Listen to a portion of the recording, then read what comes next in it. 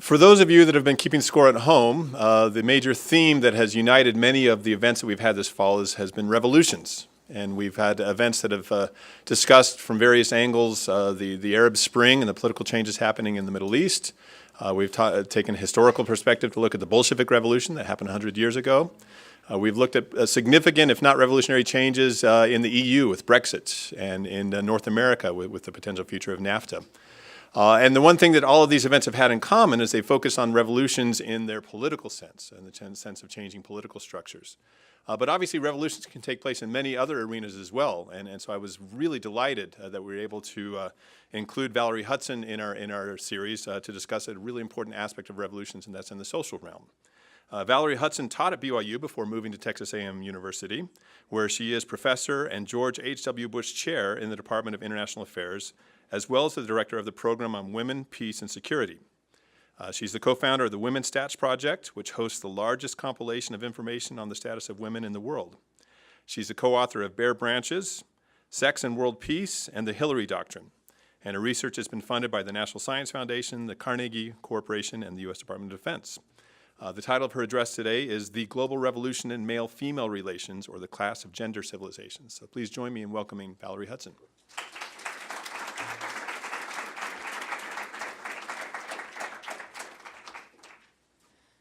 Hello. Oh, how nice to see your smiling faces. I love coming back to BYU, especially this time of year. It is so beautiful out there.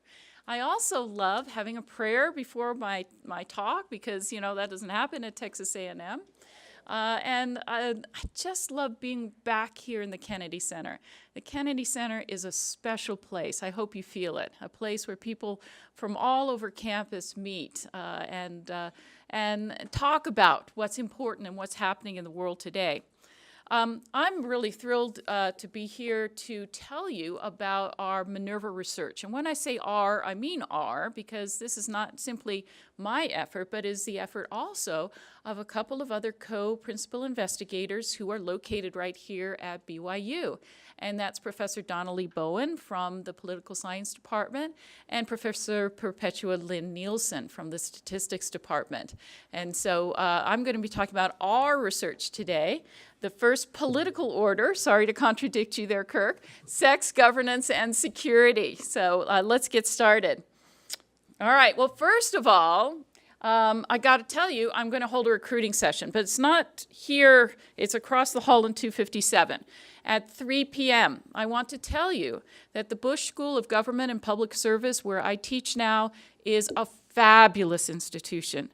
We have incredible faculty, incredible practitioner faculty, and we also have what I think is the best tuition rate among all of the professional schools of international and public affairs. Every single student that comes to the Bush School, and this was an agreement that President Bush, 41 himself, negotiated, gets in-state tuition. So if you're interested in a public service career in international affairs, federal government, public administration, come at 3 p.m. today. If you can't come today, I've brought 3 of the brochures for anybody who can't make it at 3. All right, let's get down to brass tacks, shall we? All right, so Professor Larson indicated that this particular research project was funded by the U.S. Department of Defense, which should be interesting to you right off the bat, that the Defense Department would be interested in how the situation of women affects the national security of the countries in which they have their operations. Ran from 2014 to 2017. They've actually given us a year's extension, so it'll run through 2018. Over $1 million. It greatly expanded our capabilities. I think at one point we had 24 coders here at BYU, which was simply terrific. So I'm going to give you kind of a recap of what we've done for them and the book manuscript that we're writing. We've got almost 200 pages now of a book manuscript. At least one university press has expressed interest in signing us up even before the book is finished. This Friday morning, we're actually sitting down and going over the final empirical results. So things are really cooking, and I'm really excited about this book project and happy to update you on it. All right, now, I'm not going to give you the Women, Peace, and Security 101 lecture. All right, today I'm giving you the 201 lecture. If you were getting the 101 lecture, what I would do is I would survey for you all of the research literature that demonstrates quite forcefully that what's going on with women does in fact impact many dimensions of national security. So for example, food security and malnutrition, extremely strong and significant links to the situation, the status of women. Demographic problems, duh. If you subjugate women, you have demographic problems that result, all right? That's completely intuitive and logical. Poor governance, all right? New cutting-edge research shows that your country is liable to face a much poorer, more corrupt government in a context where women are subjugated. Because the subjugation and exploitation of women is the very first corruption, the very first malgovernance, right? Increased conflict. My own research has showed that countries that subjugate women also have much greater propensity to be involved in inter- and intra-national conflict. Worse morbidity and mortality. Caretaking is a gendered role. So when you disempower caretakers, it's no wonder that you see strong linkages to poorer health outcomes as a result. And lastly, poor economic performance. When you hobble and cripple the talents and the skills of half of your population, your economy doesn't prosper. Go figure. All right? So that would have been the 101 lecture, and we would have spent our time going into that research literature. But I want to take you a little further than that right now, and we want to explore the nature of what we're calling the first political order. All right, what we assert in our new book manuscript is that the first political order is the sexual political order, the political order that is structured around the two sexes, male and female. And we assert that the character of that first order will mold the society, its governance, and its behavior. Think about it. I often tell my students, suppose you were in a video game design class, and I gave you two parameters, right? Which is that, one, you've got two main groups of characters, but number two, neither of them can reproduce, all right, and have a new generation that exists into the future unless they cooperate with each other in some way, shape, or form. If I gave you only this, okay, how could you structure that video game, all right? And it quickly becomes apparent that there's some extremely important political dimensions, all right, to how you structure relations between males and females in society. Let me give you an overview of those, okay? Let's talk about the decision that will have to be made about the status of those two groups in the context of that difference. And you can imagine a continuum of societies. I think I'm not allowed to go to the screen, or I'd be going to the screen right now and showing you that arrow down there at the bottom, right? You can imagine a spectrum or a continuum of societies that have made particular choices about what the status of women and men will be in the context of sexual difference. We can imagine that there could be societies that view those two as equals, but that there could be other societies that make sexual difference the foundational rationale for hierarchy, that one sex is superior and one sex is subordinate. A second political dimension will be decision-making in the context of sexual difference. Once again, we could posit a spectrum. Some societies might insist that both groups have to be fully involved in decision-making and perhaps even make decisions unanimously. There may be some societies over at the other end of the scale that might insist only one group has the right to make decisions and the other group has no right to be involved or have voice at all. And there could be a spectrum along which societies could be arrayed. A third political dimension is conflict resolution in the status of difference, in the situation of difference. If the two groups disagree about something, how is that conflict resolved?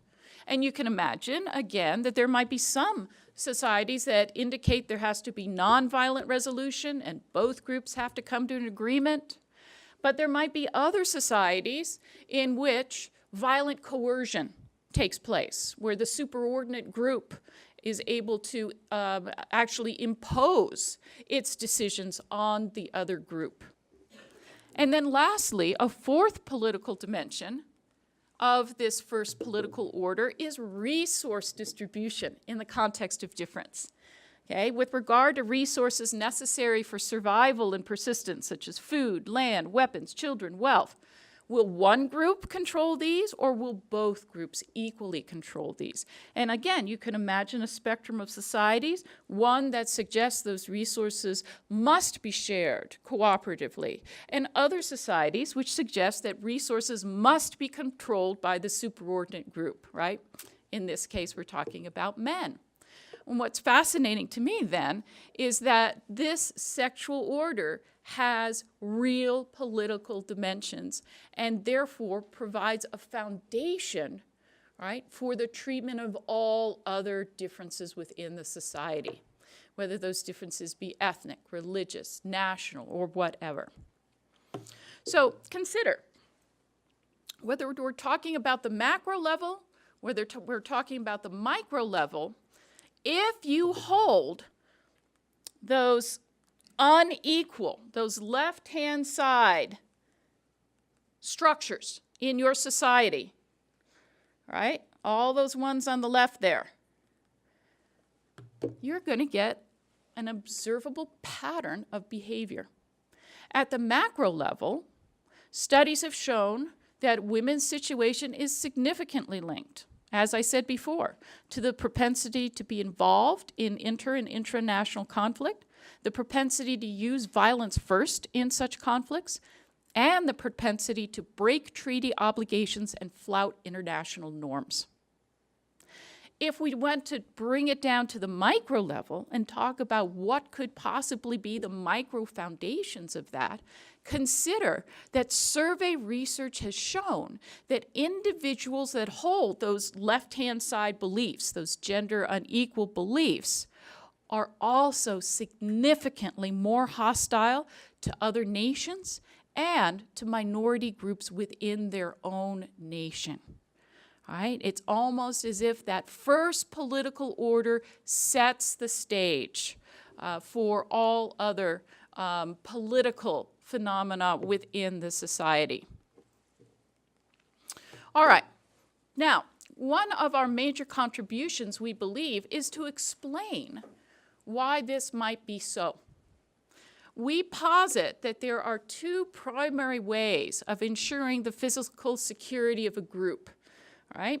The one that you know the best is one that's actually much more recent, and that is the nation state, with a centralized government with a monopoly on the instruments of violence within the society that enforces some type of rule of law. However, there is a second security provision mechanism, one that antedates states, one that goes back millennia, and one that we assert is still present in the world today. And that is reliance on the security provision mechanism of patrilineal/fraternal extended kin networks. Okay? So men bonded together, usually by ties of kinship, who are defending the group. Brothers defending brothers, cousins defending cousins, and so forth. In the literature, oftentimes these are talked about as clans or tribes, but these extended kin networks are also present even in democratic societies today.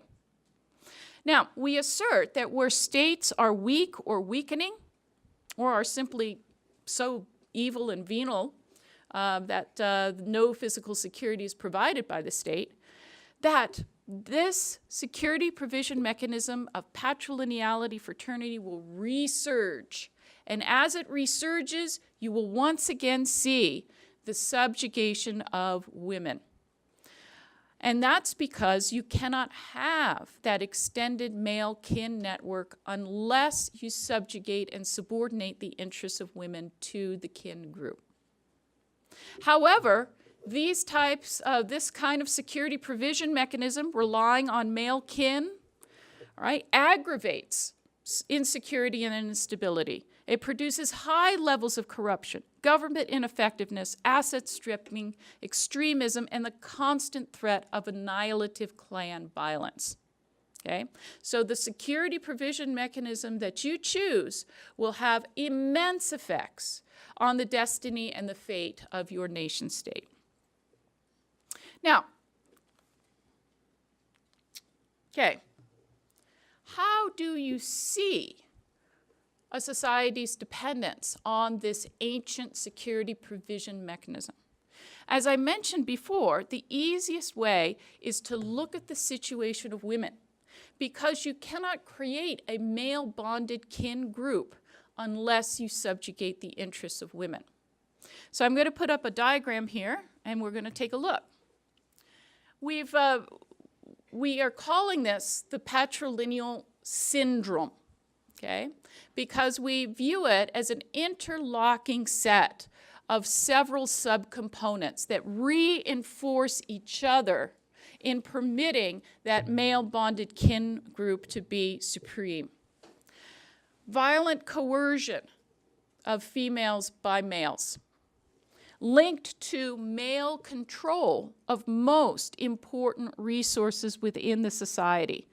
So much so that women may actually be barred from access to such resources, may be forbidden to own land, may be forbidden to have access to other types of financial and political resources. We see then the development of actual patrilineality, which is important because fraternity is based on descent from a common ancestor. And this can be real blood ancestor, or it can be a fictive ancestor as well. With patrilineality, you get patrilocal marriage. That is to say, nearly every society admits the horrible effects of what's called endogamy, which is marrying within your kin group. You get amazingly high levels of birth defects and congenital abnormalities when you marry within the group. And those of you who have studied genetics are probably aware of that. And so if somebody's got to move to get married, who's going to move? Well, to keep that male-bonded kin group, you're going to have the women leave, the women move. And this is called patrilocal marriage, where brides move to their husband's kin group, all right? And the males who are left are all blood brothers, cousins, and so forth. Now, this kind of system then sets up your society up for extreme son preference and the devaluation of female life. Women become instruments or chattels that men trade in order to keep their groups alive and reproducing into the future. This devaluation of female life begins to depress the age of marriage for girls. Because if the girl, your daughter, is not really a member of your kin group, and if you're having to feed her and clothe her and so forth, you want to have as few years as possible that you hold that burden. So you want to give her away usually at the age of puberty. In addition to this, we begin to see a deep inequity in family law. And we see this universally over all of the continents, where traditional law holds, for example, that adultery is a crime for women, but not much of a crime for men at all. Where it's very hard for women to get divorced, but extremely easy for men to get divorced. Where child custody by default goes to the kin network that bought that wife, right, the father's network. Okay, where women do not have rights such as rights of property, rights of inheritance on a par with men, and so forth. All of these types of deep inequities in family law can be seen across the various continents.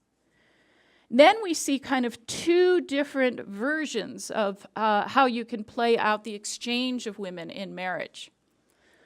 Where women's labor is valuable, such as in agricultural production, you will see the rise of a bride price society, where a groom and his family must pay the bride's family in order to marry. In such societies, women, again, are treated as chattel. Oftentimes we hear from women that their husbands have said to them, "I've bought you so I can do whatever I want to with you." And this type of bride price society is almost always accompanied by polygyny. Rich men are able to afford more wives, more help with agricultural production, which supports their wealth. You see another variant where women's labor is not valuable, then girls are seen as strictly burdens with no productive capability at all. Here then, a groom's family will have to be paid in order to take on the burden of a wife. And we see dowry societies, such as in India. And with that kind of variant, you see sex ratio alteration. Utility maximizing families will determine that the birth of girls is economically irrational. And so they will prevent the birth of girls, either through sex-selective abortion or through female infanticide after the girl has been born. So you can see how all of this, right, cements the ability of a male kin group to be supreme, but at the same time, for that to happen, you must have the subjugation of women. So in our research project, we've identified 11 variables of note, and this is what DOD funded data collection on. So level of violence against women, women's property and inheritance rights, not only in law but in practice, because we know in practice women may have very few rights at all. Prevalence of patrilocal marriage, son preference and sex ratio alteration, age of marriage for girls, again, law and practice, degree of inequity in family law and customs, prevalence of bride price and dowry, prevalence of polygyny, societal sanction for femicide, for killing women, cousin marriage, as well as a legal exemption for rapists who offer to marry their victims. All of these indicate the subordinate and instrumental view of women. Now, I'm not going to explain this, but simply tell you that that inner black circle that you see there is that very same diagram right here, all right? So we said to ourselves, if we took all of the components of that syndrome, what sorts of effects would we expect to see at the nation-state level? What kinds of health consequences? What types of consequences for food security? What types of consequences for conflict? What types of consequences for corruption? What sorts of political effects will we see? So we've created a set of interrelated propositions, what we should see at the nation-state level if our ideas about the syndrome and its devastating effects on national security are, in fact, true. All right. One of the things I'd like to point out to you is that the extended male kin network as a security provision mechanism lurks in the wings always, always. In fact, since I'm here at BYU, I can actually give you a Book of Mormon example. All right? What happened when Nephite government broke down? Do you remember? Every man to his tent and tribe, right? The only people you could rely on were your male kin, all right, in the face of the destruction of the government. Okay, so this is something that's not unknown, even if we have recourse to the Book of Mormon. So one of the things I'd like you to understand is, as we look at this phenomenon today, is that patrilineality can resurge back, and it does so because positive gender trends are easily reversible, right? That patrilineal alternative is always there. Consider some of the Arab uprising countries, and this was fascinating for me, given the line of work I'm in. What were the first rights rolled back after those old autocracies were destroyed? What was women's rights? Right? The very first thing the Muslim Brotherhood rolled back was the quota for Egyptian women in the parliament. Now, there were many quotas in the Egyptian parliament. Quotas for farmers, quotas for cops, quotas for all sorts of things. The only one they rolled back was the quota for women. The next thing that was going to be on their agenda was to make it far harder for women to get a divorce. Under the Mubarak regime, They had loosened those strictures, making it easier for women to get divorced, and now they were going to undo that. In Iran, I actually met Shirin Ebadi, the Nobel Peace Prize winner. And she said the first thing that the new regime did was to remove the Shah's previous constraints on polygamy. First thing. Same thing happened in Libya. The Libyan transitional government, which is basically no government at all, the very first thing that they did was to roll back Muammar Gaddafi's ban on polygamy. You know, and at some point you end up saying to yourself, don't these new regimes have bigger fish to fry than whether women can get divorced or whether, you know, women have a quota in the parliament or whether there's polygamy? Don't you have better things to do with your time? Well, if the security provision mechanism is based on this, then it makes perfect sense that the first things that would go would be those that upset the ability to establish and maintain that sense of male-bonded kinship, okay? Anything that upsets that apple cart will be the first thing to go. So that's why when it reverses, it'll go really quickly. On the other hand, significant progress for women takes at least a decade or more. Now, sometimes these linkages that we see are immediate and proximate. So one of our case studies is a case study about bride price. This came out this summer in International Security. Bride price, or the price that a groom's family must pay for a bride within the society, acts as a regressive, universal, flat tax on the subpopulation of young men. Except at the very highest level, there is a going rate for a bride. And if you can pay it, you can get married. And if you can't pay it, you can't get married. In a culture where getting married and forming a family and having offspring, especially sons, is the social transition for young men to adulthood. Now, sometimes governments have tried to force bride prices to remain static, but they inexorably rise. Much like real estate prices will bubble at the slightest provocation, bride prices will bubble at the slightest provocation. So sometimes you get amazing increases in bride price over a very short period of time.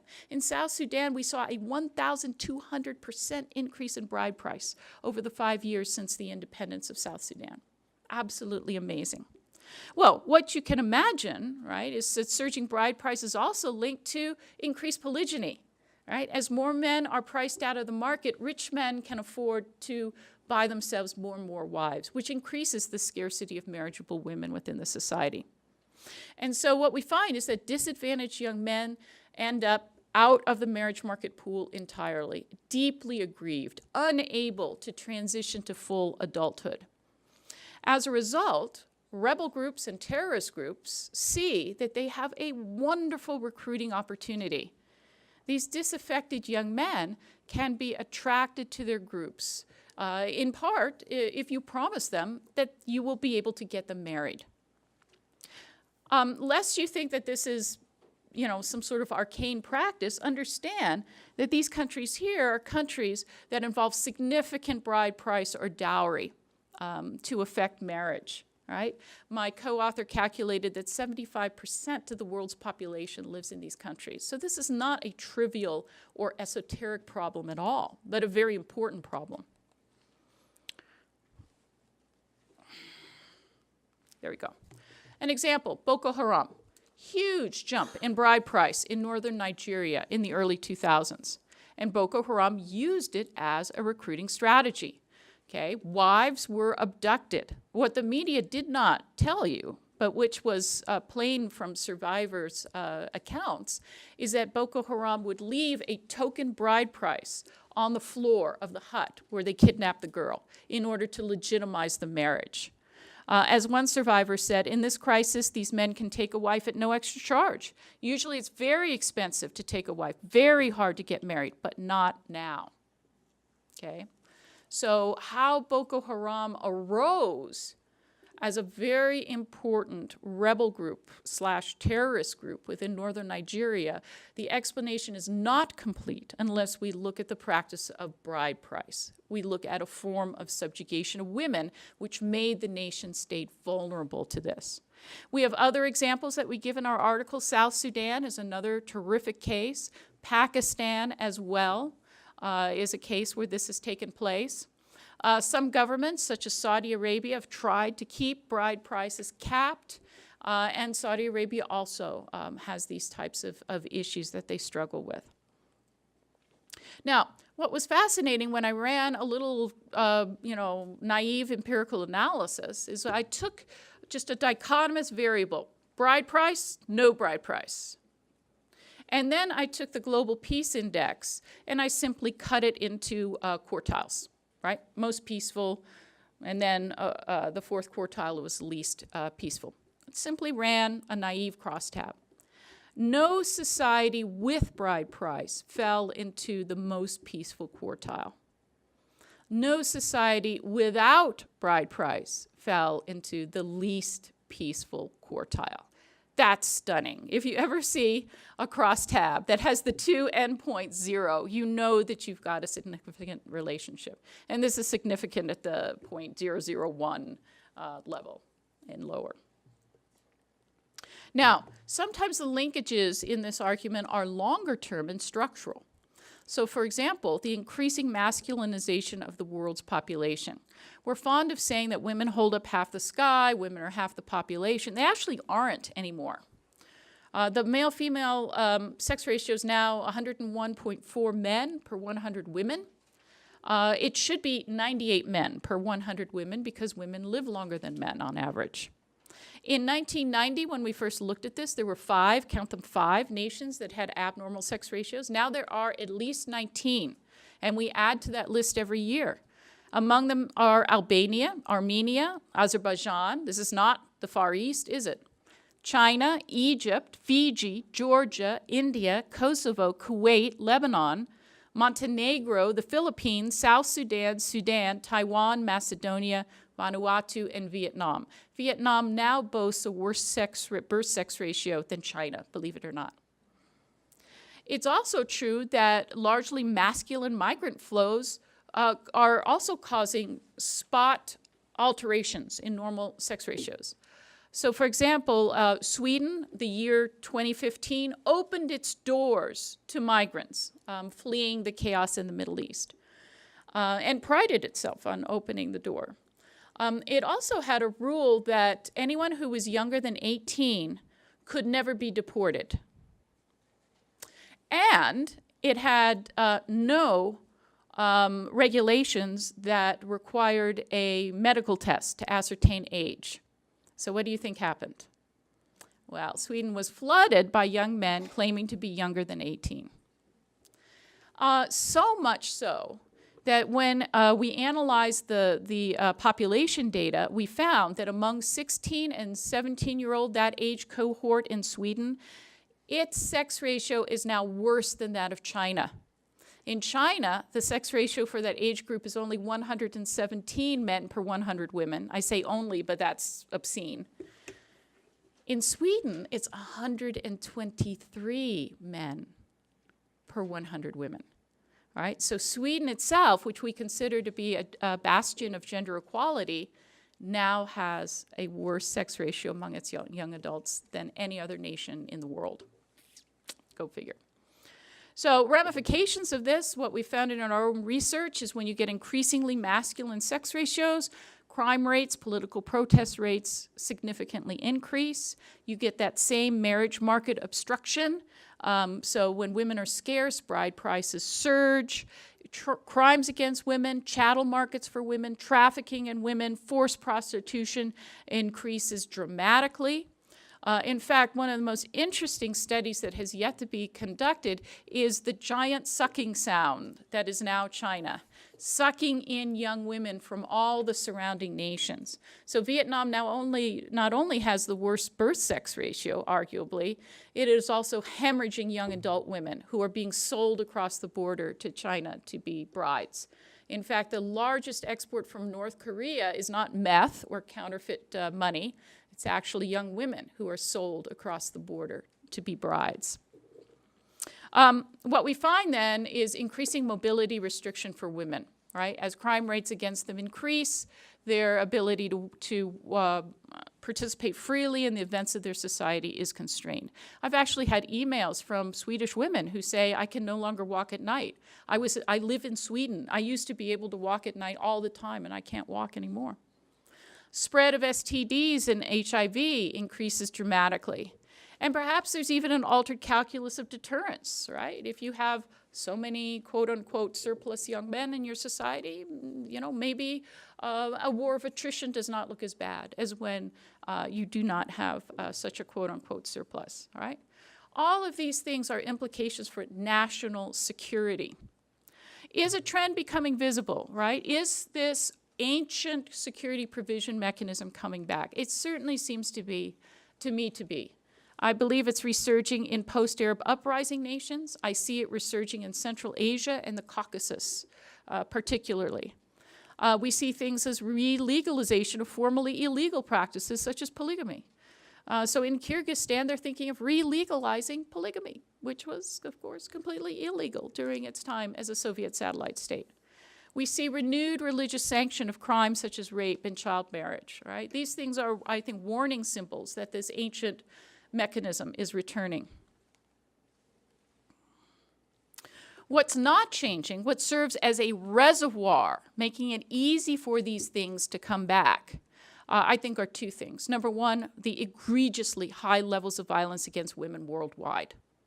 The very best nation in the world, 1 in 5 women, will be assaulted. In the average nation, all right, it's 1 in 3. In the worst nations, it's over 90%. Okay?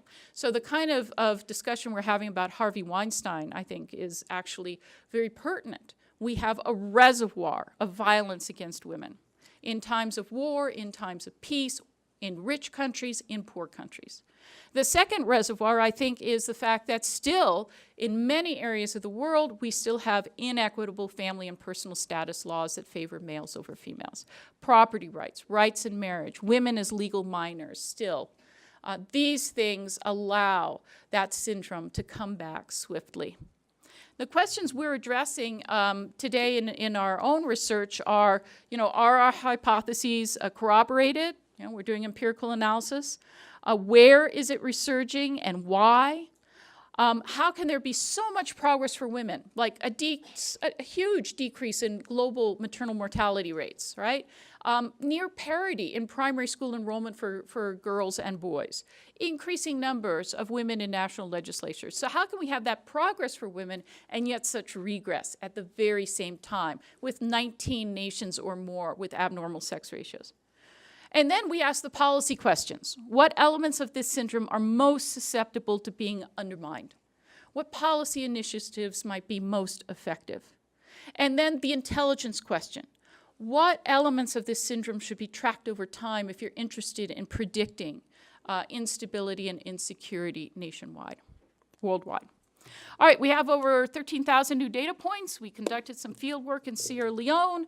We're now doing our empirical analysis. We're actually meeting this Friday to go over it. Here's a mapping of the syndrome, all right? So you can see that the green countries, the syndrome is either not present or is not normative.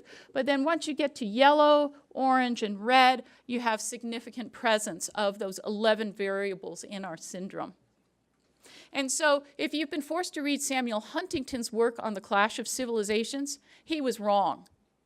This is the clash of civilizations, right? And it can explain everything that Samuel Huntington explained and more.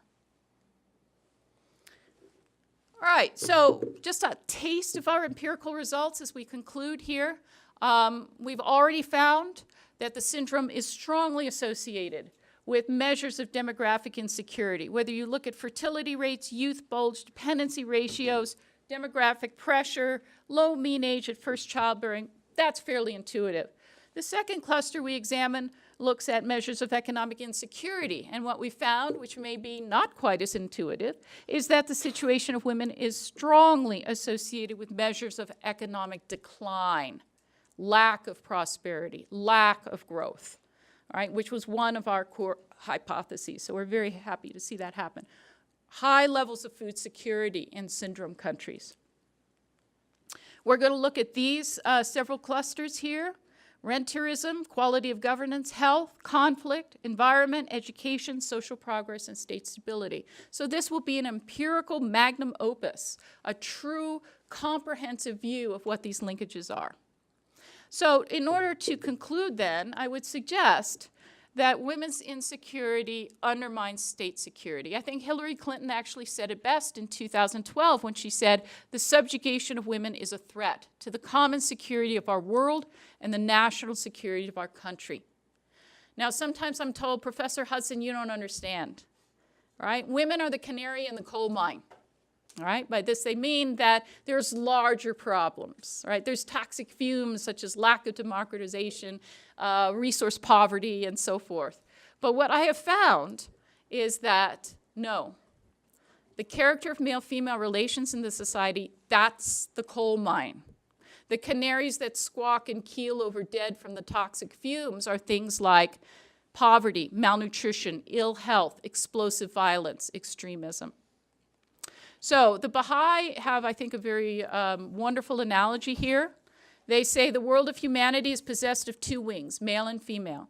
So long as these two wings are not equivalent in strength, the bird will not fly. Until womankind reaches the same degree as man, until she enjoys the same arena of activity, extraordinary attainment for humanity will not be realized. Humanity cannot wing itself to the heights of real attainment.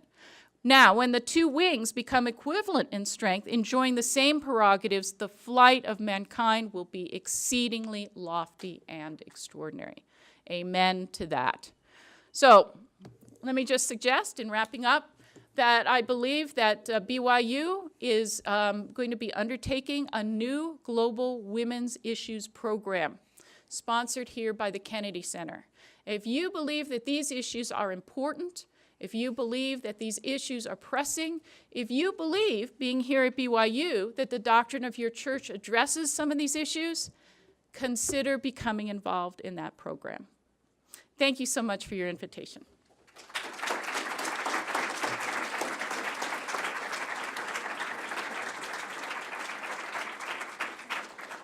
So we have time for at least a couple of questions. We ask if you'd like to ask it for the benefit of our listening audience, if you come to the microphone over here. And if you're a BYU student, please tell us your name and what you're studying.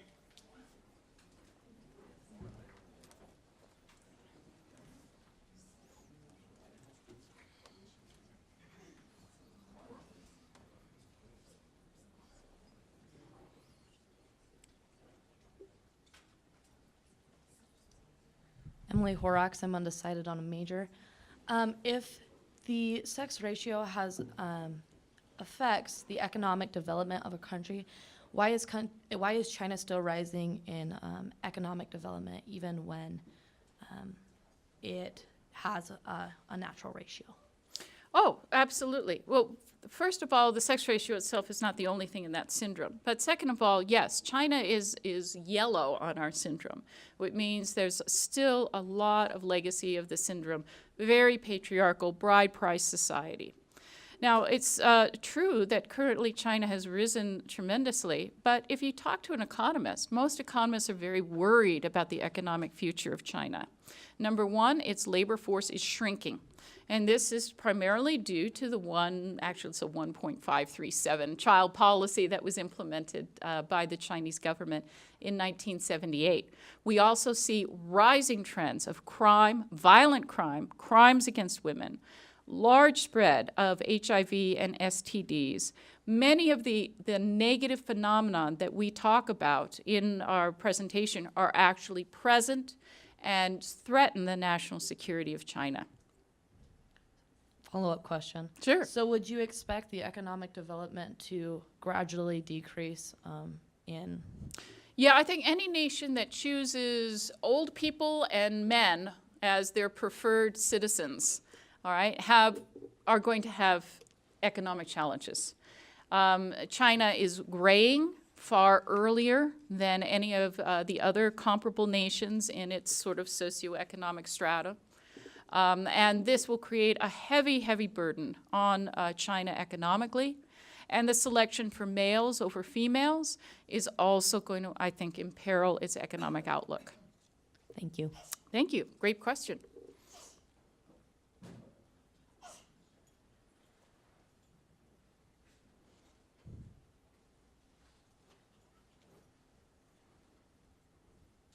Hi, I'm Rebecca Olson, and I'm a broadcast journalism major.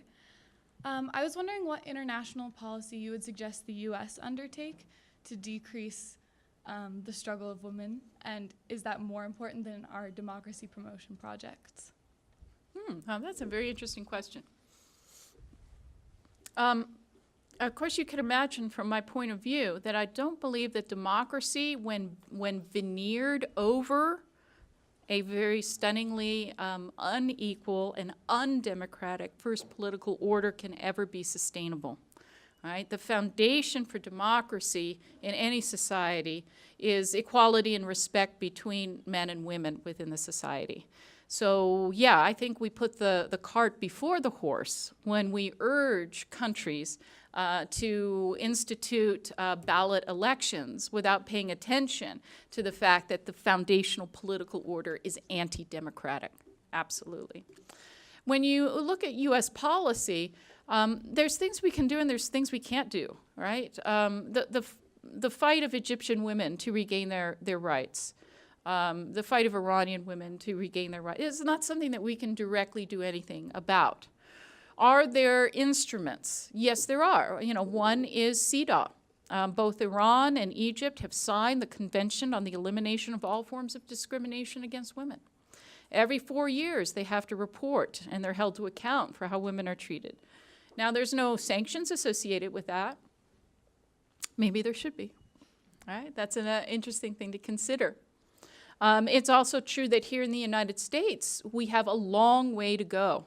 If you look at any of my maps on the WomanStats Project website, and let me urge you to go and take a look at WomanStats, it's really an immense resource and was founded here at BYU. So actually, an LDS university can boast having been the genesis of the largest database on the status of women available anywhere in the world. I think that's something that they can boast about. Is that the United States is not an exemplar. And we need to clean up our own house. Now, of course, part of that has to do with things like the incredibly high levels of violence against women. But it is true that we have other things as well. And for example, a week and a half ago, Congress passed the Women, Peace, and Security Act, which makes America's National Action Plan on Women, Peace, and Security law. Do you even know we have an American National Action Plan on Women, Peace, and Security? Probably not. If you don't know, you should go and see what we've committed to do as a nation state to support women abroad, to support women at home, to increase the participation of women in issues of war and peace. We've committed to do a lot, but we're certainly not there yet. Thank you. Thank you very much. That was a great question. One question? Great. Hello. Hi, I'm Hunter. I'm an international relations major.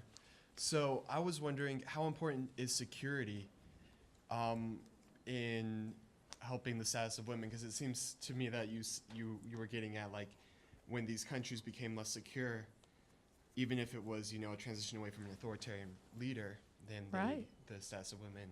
Right. No, I think there's two ways in which we use security here. Right? The physical security of women is a huge marker as to how stable, prosperous, peaceful a society can be. When levels of violence against women are high, that outlook is not bright at all. The second way in which we're using security is to look at indicators of security at the nation-state level. And you are absolutely right that it is a two-way street. What we find is that where women are more secure, nations are more secure, right? Where women are less secure, security is undermined. As that security is undermined, many syndrome countries then crack down even more on women than they have before as a reaction. all right, doubling down on what made them insecure in the first place as a cure for instability and insecurity. So one of the reasons we're writing this book is to make this plain, right, is to suggest to men, all right, how their security is imperiled by undermining the security of women. Let me give you a very poignant example. You may be familiar with the Green Revolution in Iran, the aborted Green Revolution in Iran. Though there's a complicated backstory, many of the male dissidents began to wear the rusari, the headscarf. And one of them made a very profound statement. He said, if we had stood up and objected when those of our sisters who did not want to wear the headscarf were forced to wear it 30 years ago, we would not be here today. All right? When you subjugate women, that's merely the training ground for men to subjugate other men. Okay? And so the roots of autocracy are to be found in the template of male-female relations, but then extends to hurt men as well as women. So that's an excellent question. Thank you. Oh, you're very welcome. Please join me in thanking Dr. Hudson for